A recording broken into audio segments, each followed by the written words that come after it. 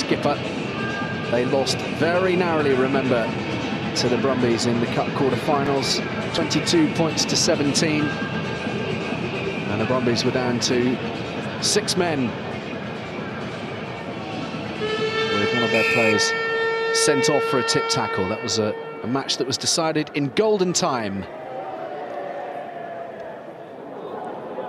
Immediately Yamo bundled to the ground. The Russians under pressure early on. Little spill.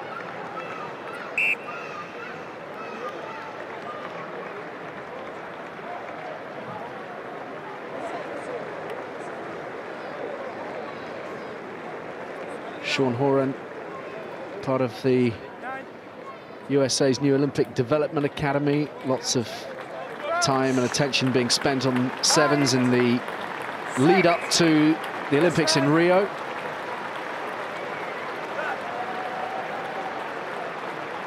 Stapani is smothered in the tackle. Yamo seemingly not terribly happy, spin passing off his left hand. And the catching a little bit shaky too. Generous, Mr. Eakin, very generous. No, that probably wasn't in his locker, but put a little bit too much pressure on his own side there. A little bit scrap catching, very similar to the opening minute of the previous match. And the people just weighing themselves up a little bit. Interested to see the partnership between Saracens and Saracens Moscow obviously extends to the kit as well. So we've got Saracens Moscow displaying the familiar colours of Saracens in London. These two drew 12 points apiece in the pool stages yesterday, and at the moment we have Yanushkin going one way and then the other. A little bit of space down this left flank.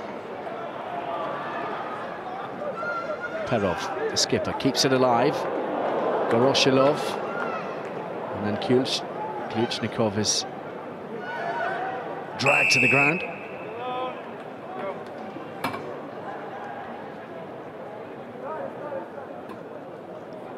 Babayev gets it out to Zaborshin. He's very rapid, and he's carved open some space here if they can work it quickly. Goroshilov, that may have just gone forwards.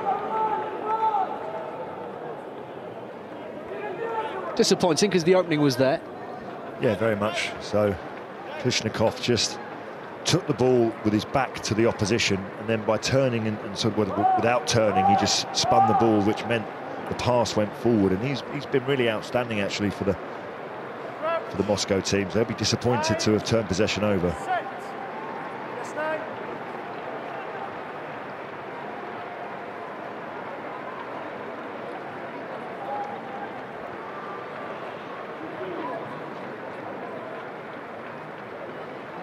Pasquet again can't get the offload away. Chris Rose, we saw a bit of pace from him in the opening game involving New York today. And if the Russians give him some space, he'll do some damage. Augsburger, nice inside ball, and it opens up for Yamo. The Fijian touches down for New York for the opening score of the game. Yeah, it looks such a dangerous runner, very difficult to put down. May not have the best hands in the world. Maybe there are some players who can pass it off their left hand, but he can, you know, he just about got there. But what he did well, support on the inside, just held his run off. Always giving the ball handler an option. Coaches will drill that into you, get behind them or left and right, call the option. And a stroll underneath the post. Great skills, great awareness from Yamo. Just from a defensive point of view, when you're working, particularly in that middle area of the field, you've just got to have, well, one, that communication with each other, but secondly, that trust and confidence that the guy outside you is going to make the tackle. When the pass goes across you, you know, yes, you've got to fill in on the inside, but you've also got to trust the man outside is going to make the tackle. I just thought Moscow just over-chased and allowed the space for Yamo on the inside.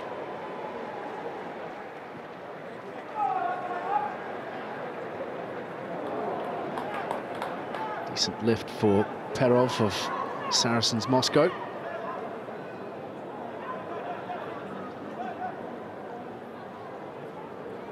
Kyuchnikov has found a hole and is busy exploiting it too. Babayev on the shoulder. Could do with some support. They need bodies, Moscow, and the ball has been pinched from under their noses.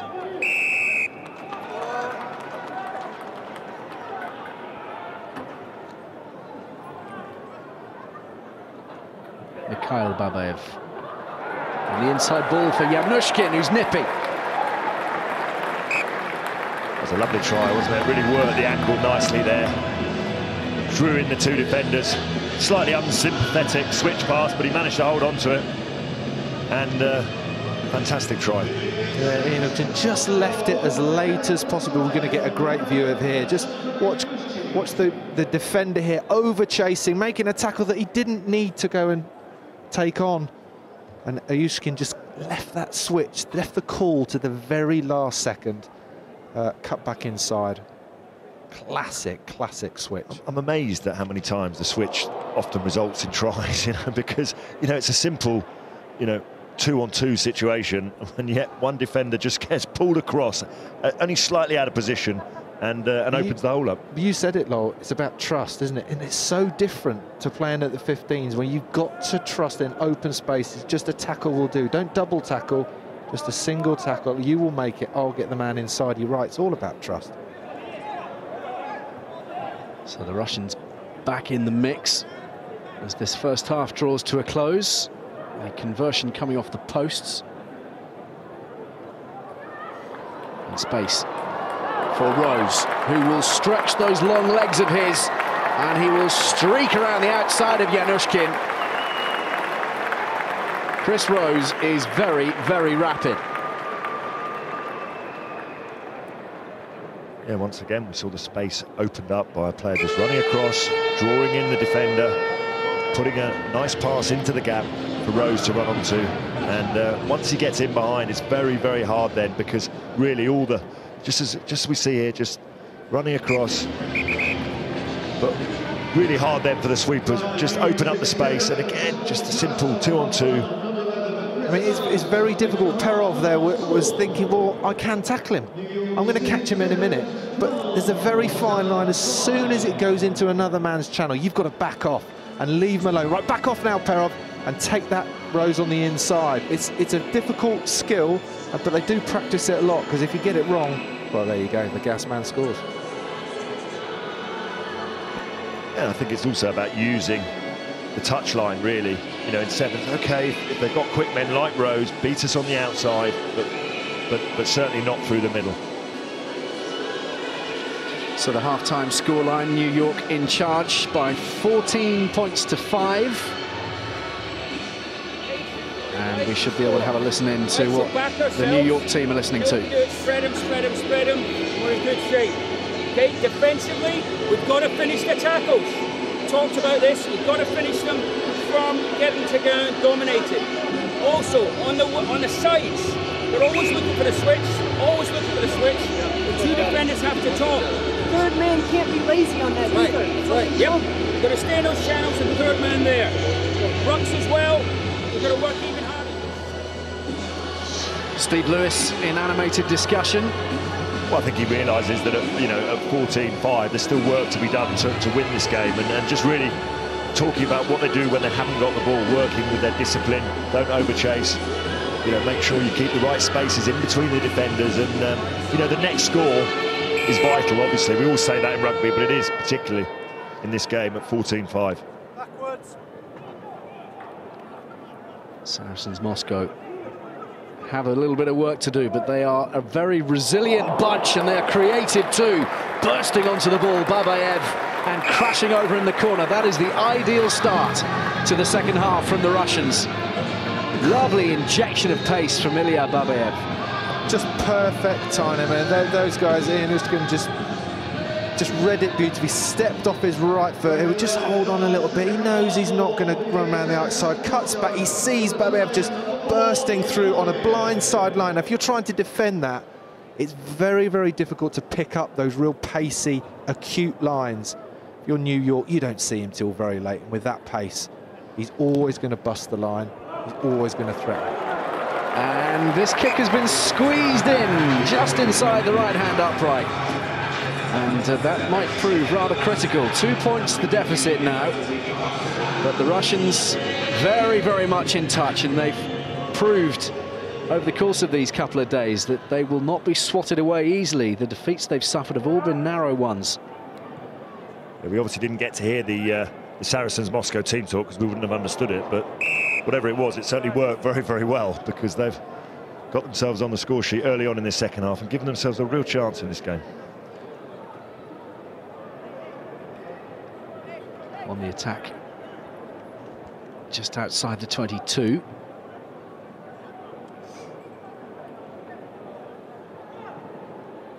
Yanushkin, who's proving to be quite the heartbeat of this team. Zaborshin to Mikhail Babayev, still going. Looks for the big man, Kluchnikov. Perov. Oh, that was looking like quite a nice inside ball if it hadn't been quite so aerial. Voroshilov sets it up.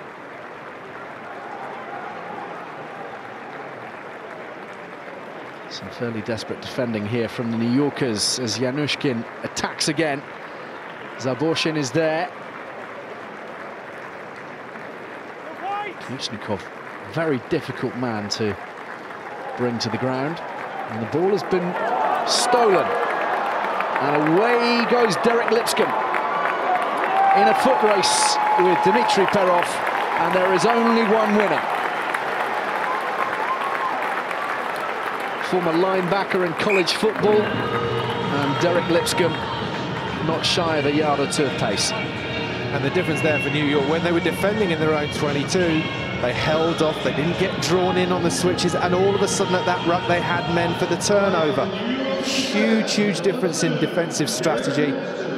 Of course, Saracens Moscow had to throw the men in, were outnumbered, and he can show some pace. You know, if he's quick with all that American football gear on, he's going to be quick without his helmet and his pads, isn't he? Well, it becomes very frustrating in sevens, because that one turn, all that hard work that you put in, that one turnover in your own 22 or your own area of the field, all of a sudden you're back up the other end and under your post, which obviously in the extended 15-a-side version of the game, those turnovers don't cost you tries straight away, but in sevens, no chance. And he gets a rest now. That is very American football. He's going to bring an oxygen tank out now and just... Well, we're not going to an ad break just yet. We're okay.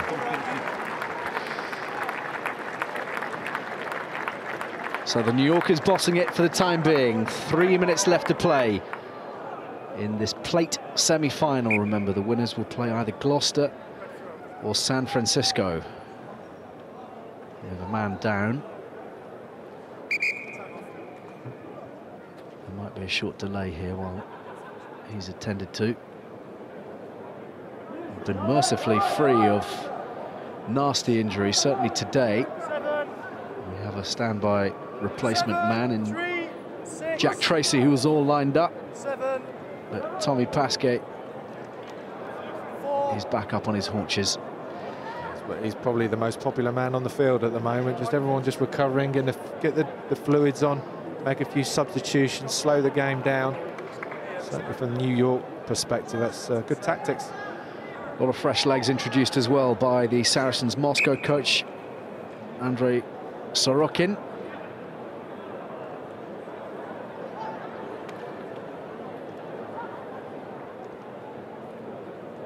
Yanushkin again, a live wire.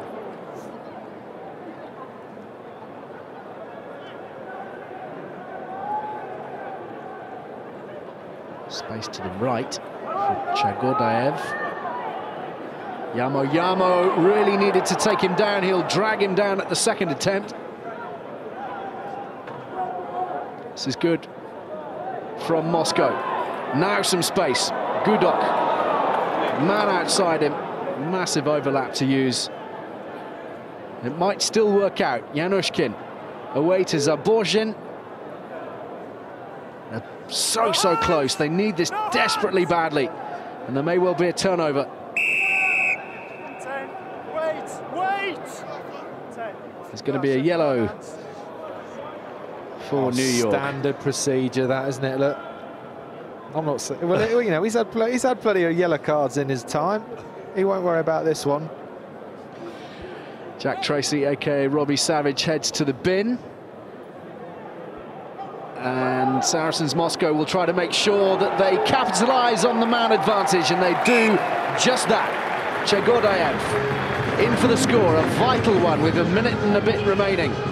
Well, it gives Moscow great hope to go on and win the game now, so at least get something out of this game. They looked for all money like they were going to score in the opposite corner, probably blew a couple of try-scoring opportunities, but with the sin binning, again, a little bit more space opens up and a well-worked try. And actually, going back to that sin, I didn't feel like they needed to put the hands in the ruck and try and slow that. They'd done their job, haven't they? I mean, I often neglected to listen to the referee myself on many occasions, but don't put your hands in the ruck was a short sign. Yeah, that's a clue. was a small clue, and so couldn't resist putting his fingers in the till. Well, here was the overlap, and Jagodayev didn't need a second invitation, and rather an important conversion has gone over, so the deficit now reduced to just 2 points. And if we think back to the first conversion after the Yanushkin try, that hit the post. I wonder how important that might prove to be. 20 seconds left on the clock, and New York in possession in this plate semi-final.